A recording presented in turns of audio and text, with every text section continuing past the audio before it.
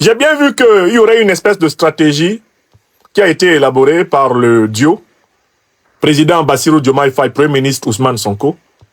Bassirou sera en quelque sorte chargé de s'occuper des chefs d'État néocolonialistes, néocolonisés, de les caresser dans le sens du poil, tandis que le Premier ministre, eh bien, Ousmane Sonko, lui, serait chargé de caresser les panafricanistes de gauche dans le sens du poil. J'ai bien vu la stratégie.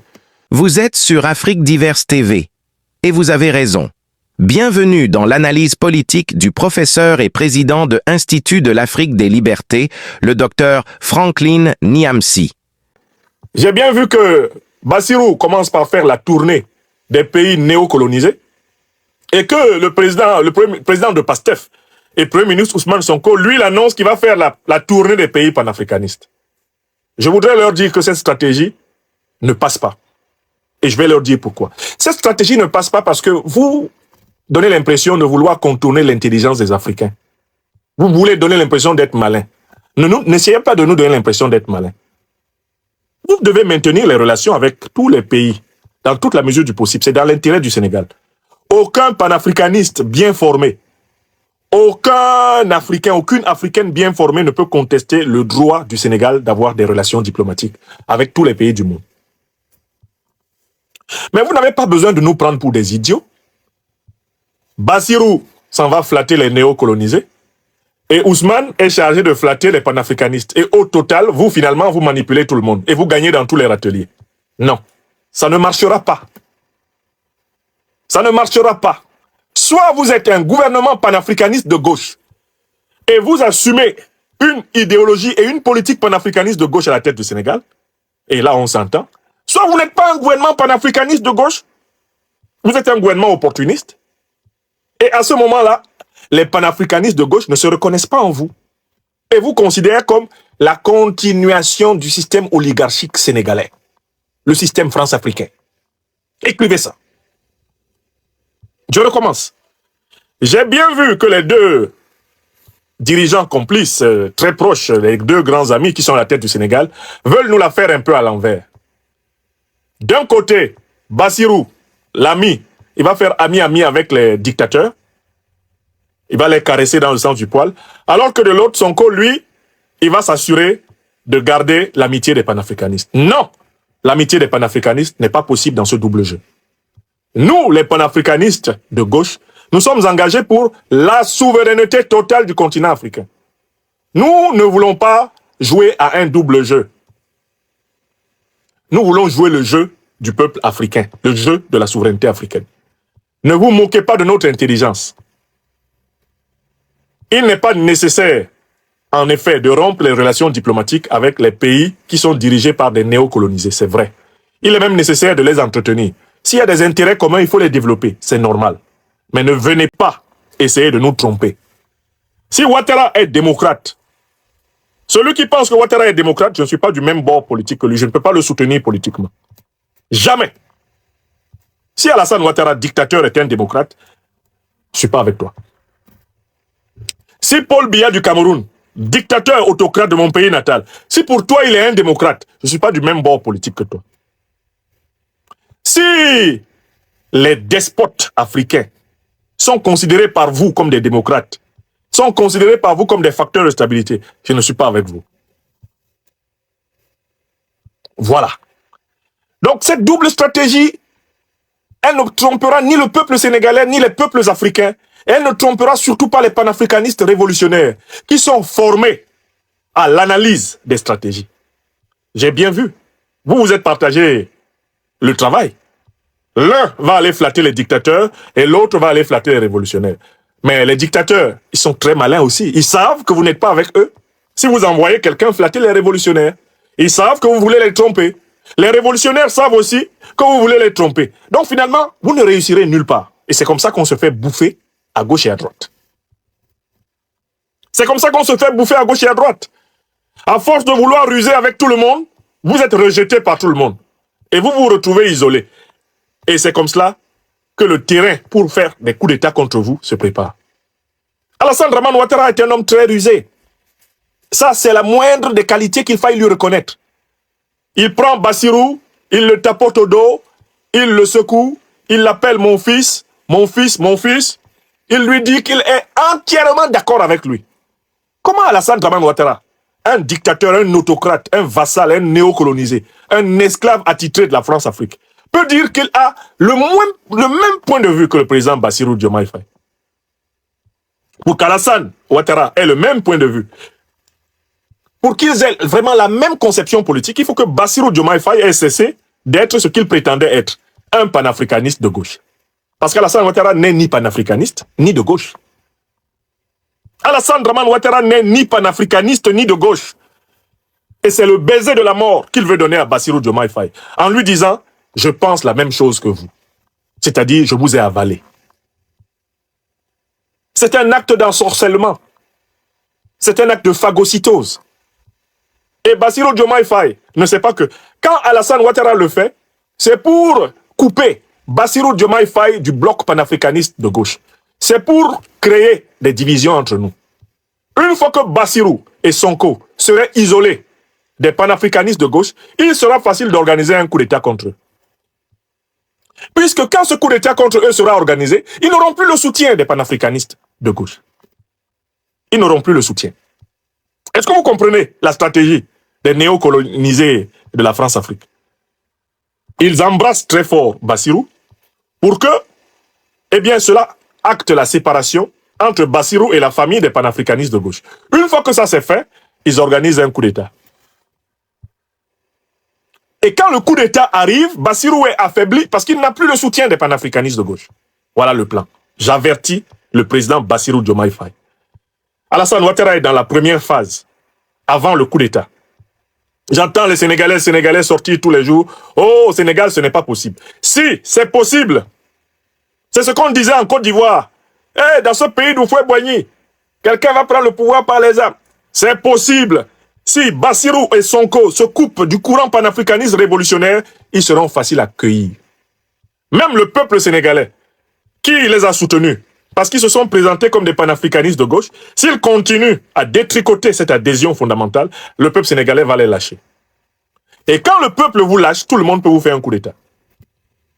Quand le peuple vous lâche, tout le monde peut vous renverser. Si Assimi Goïta est encore là, c'est parce que le peuple malien ne l'a pas lâché. Si Ibrahim Traoré est encore là à Ouaga, c'est parce que le peuple burkinabé ne l'a pas lâché. Parce que ce sont des leaders panafricanistes révolutionnaires. Si Tiani est en train d'aborder pratiquement une année à la tête du Niger, c'est parce que le peuple nigérien est encore avec lui.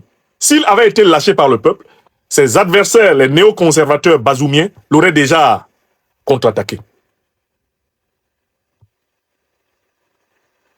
Il l'aurait déjà parfaitement contre-attaqué. Donc, voyez très bien qu'Alassane Ouattara est ici dans une stratégie ayant pour but de diviser le bloc panafricaniste de gauche. Isoler Sonko et Bassirou, et ensuite activer les néoconservateurs sénégalais pour les faire tomber. Et en sachant très bien que, une fois que le peuple sénégalais aura acté que Bassirou s'est aligné derrière Alassane Ouattara, c'est-à-dire l'ennemi de l'Afrique de l'Ouest, le peuple sénégalais ne sortira pas pour défendre Bassirou.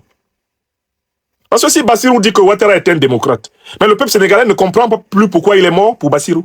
Mort pour que Diomaye arrive au pouvoir. Mort pour que Sonko sorte de prison.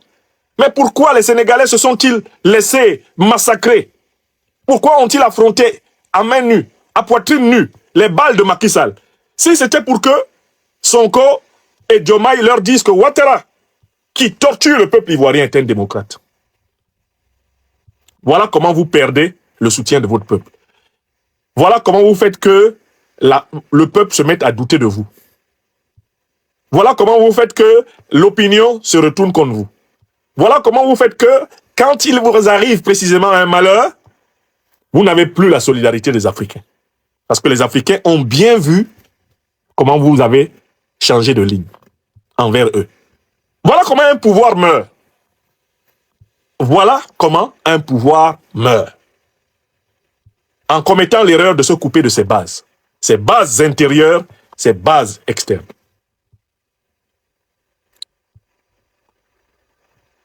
Donc, il va falloir très rapidement redresser le tir. Ou alors, nous prendrons acte du fait que vous avez rejoint le bloc néocolonial, le bloc impérialiste, et on vous combattra comme tel.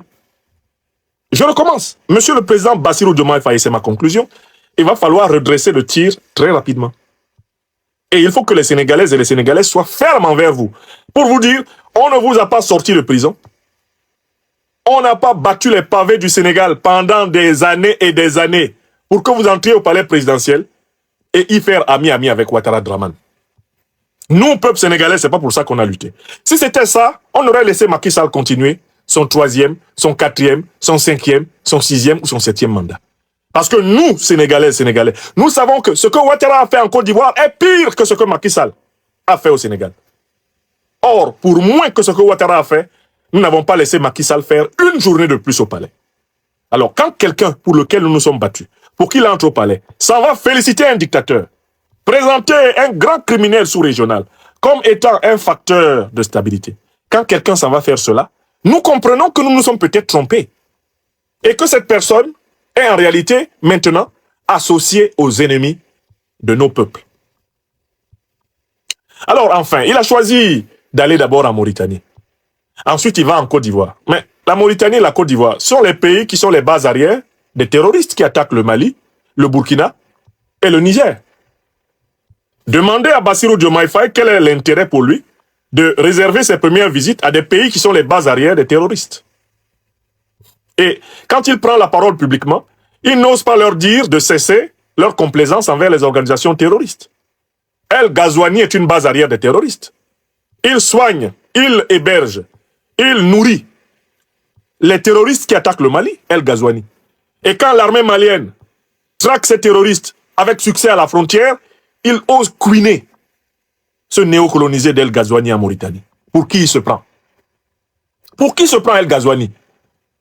Son conseiller, comment il s'appelle? Diomaye se lève, il va chez lui. Et il ne lui dit pas, président, il faut arrêter d'accueillir Al-Qaïda et l'État islamique ici. Nous savons que chaque fois que les terroristes sont en difficulté au Mali, ils fuient en Mauritanie. Nous avons les preuves que dans les hôpitaux mauritaniens, ils sont soignés. Que dans des maisons en Mauritanie, ils sont logés. Nous avons les preuves que l'armée mauritanienne, l'État mauritanien les couvre. Arrêtez ça. Arrêtez ce que fait l'Algérie contre le Mali. Arrêtez ça en Mauritanie.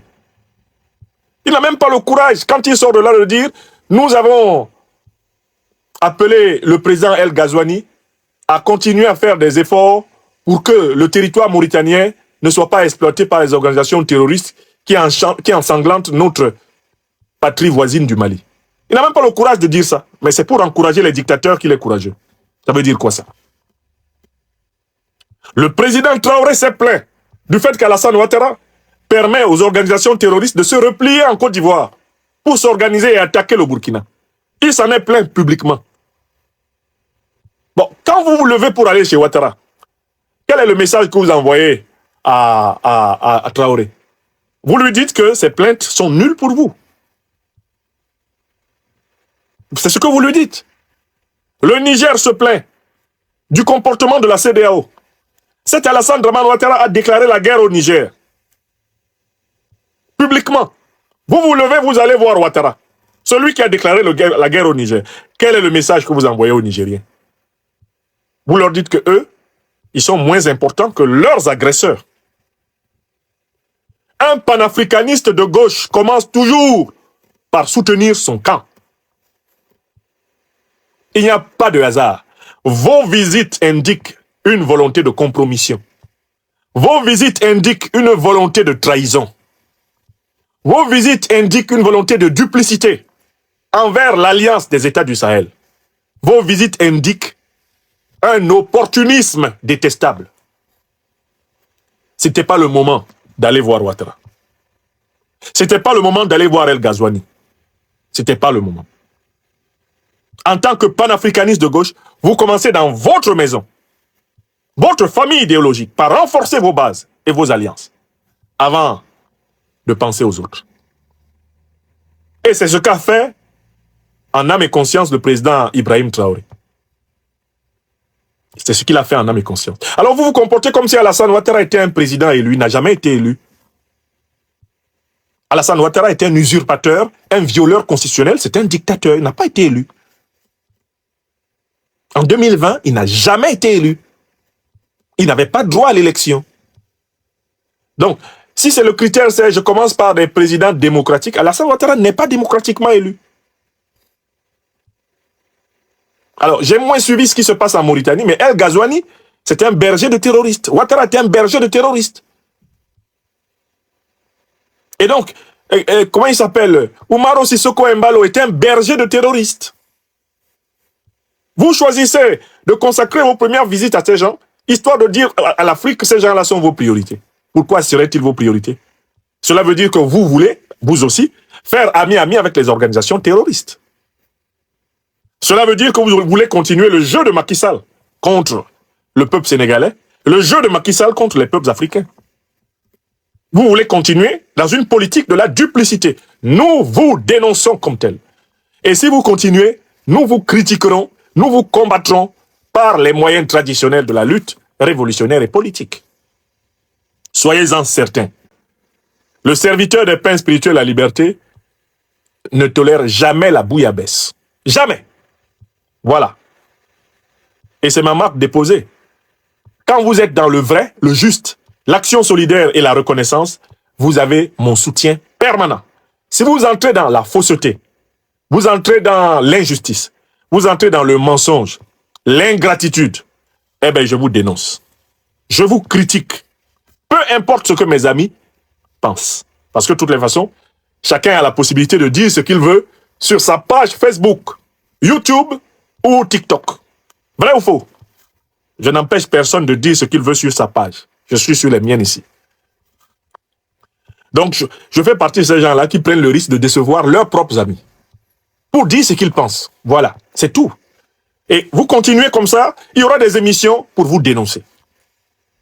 Et on verra si vos défenseurs pourront l'emporter au débat dialectique international. Président Bassirou Diomaye Faye.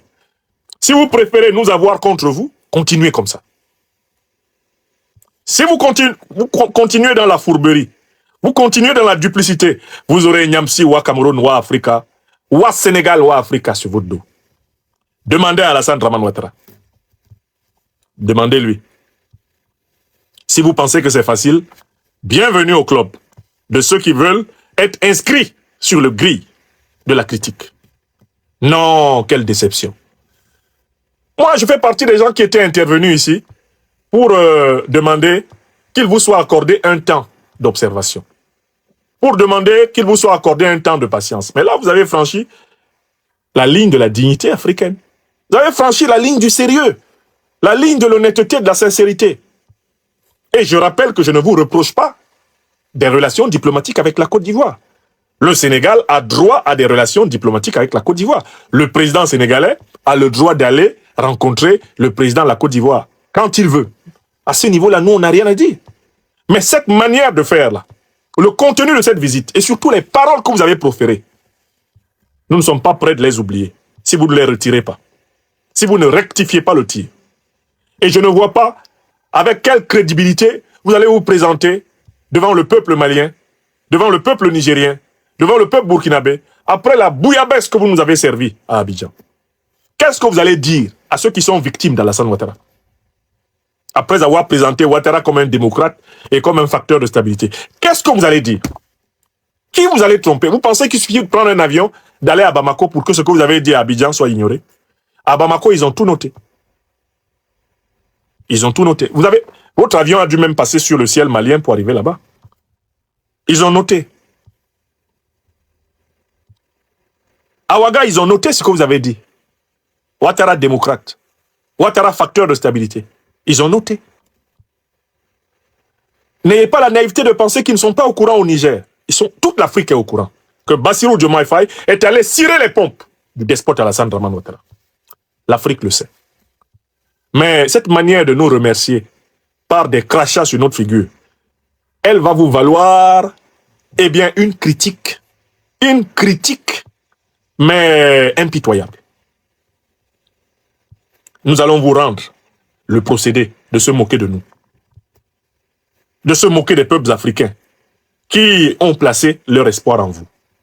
Voilà pourquoi mon conseil, et je conclus sur ce conseil. Bassirou Diomaye Faye, demandez pardon au peuple ivoirien que vous avez offensé. Vous avez offensé le peuple ivoirien, victime de la dictature d'Alassane Ouattara. Vous avez offensé les prisonniers politiques ivoiriens. Vous avez offensé les exilés politiques ivoiriens.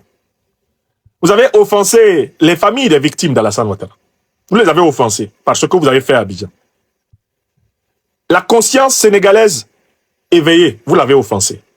Vous avez offensé les opinions africaines, éveillées par la volonté de souveraineté.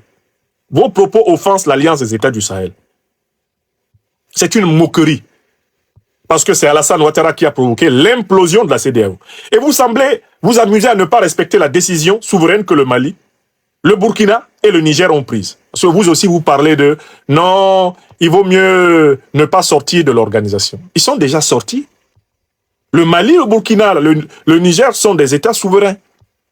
Ils ont dit qu'ils ne sont plus membres de la CEDEAO. Bassirou Diomaye Faye, pour qui vous prenez-vous pour parler de ces pays comme s'ils appartenaient encore à votre organisation? Ils ne sont plus membres de la CEDEAO. Et ne vous... Moi, je connais les Maliens. Hein. Ne vous aventurez pas à leur parler comme s'ils étaient encore de la CEDEAO. Hein. Ou alors, ça veut dire en fait que vous ne voulez jamais mettre les pieds au Mali. Parce que les Maliens, ce pays-là, je le connais par cœur. Hein. Ils ont dit CEDEAO, Abana, Peu. Quand les Maliens ont dit ça, c'est fini. Hein. Ne prenez pas votre avion pour venir dire aux Maliens de retourner à la CEDEAO. C'est même pas le président Assimi qui va vous faire rentrer. Les Maliens peuvent sortir pour vous chasser. Hein. Je vous le dis. Hein. Il y a des pays du monde où il ne faut pas aller faire votre malin là. N'allez pas faire une déclaration comme ça à Bamako. Vous allez provoquer une émeute contre vous. Oh, je suis venu dire à mes frères maliens, il faut rester dans la CEDEAO. Attention. Ce peuple-là, il est comme le fleuve Djoliba. De loin, comme ça, il est calme. Mais dedans, il est puissant. Faut pas aller dire ça là-bas. Ça, c'est un conseil que je vous donne. Vos foutaises d'Abidjan, là. Si vous allez à Bamako, il ne faut pas dire ça. Hein. Faut jamais répéter ça. Faut même pas parler aux Maliens de la CEDEAO. Je vous le dis. Et les Burkinabés oh. Non, mais Ousmane Sonko sait qu'il ne faut pas leur parler de ça. Comme il dit qu'il va là-bas, là. Mon conseil, c'est qu'il ne faut même pas parler de l'hypothèse d'un retour à la CEDEAO. Non, la CEDEAO doit être détruite. C'est une organisation infecte. Elle n'existe plus. Pour le Mali, le Burkina Faso et le Niger. Elle n'existe plus. N'allez pas dire ça. N'allez pas dire ça à Niamey. Si c'est pour ça que vous voulez prendre vos avions, vous comme Ousmane Sonko, ne prenez pas vos avions. N'allez pas là-bas. Restez à Dakar. Continuez à tourner à Abidjan, à tourner à Bissau, à tourner à Nouakchott. Restez là-bas. Ne venez pas dans l'AES parler de la CEDEAO.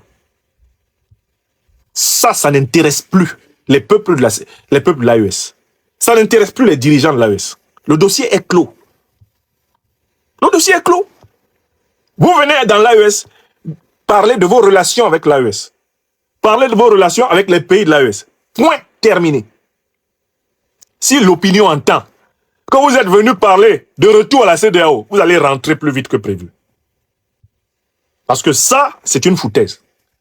Les Maliens se sont battus pendant des années pour être délivrés de la MINUSMA, délivrés de la CEDEAO, qui sont des organisations néocolonisées au service de l'impérialisme occidental.